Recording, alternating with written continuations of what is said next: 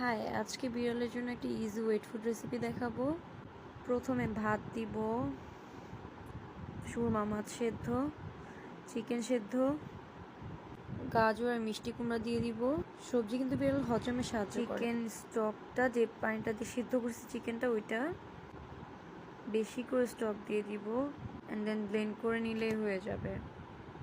আমাদের অনেকে বিড়ালই এমনি পানি খেতে চায় না, তারা এভাবে বেশি করে চিকেন স্টক দিয়ে খাবার মেক করে রেখে দিতে পারেন। এরপরে কিছু আস্ত চিকেন দিয়ে দিব।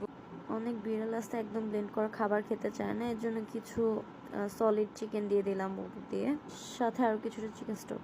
এই যে খাবার রেডি হয়ে গেছে। এটা আমার সবচেয়ে চুজি ক্যাট, আর এটা হচ্ছে আমার গেস্ট ক্যাট, ফস্টারের বিড়াল। আর হ্যাঁ, বলতে ভুলে গেছি, এটা 3-4 দিন ফ্রিজে রাখলে ভালো থাকবে।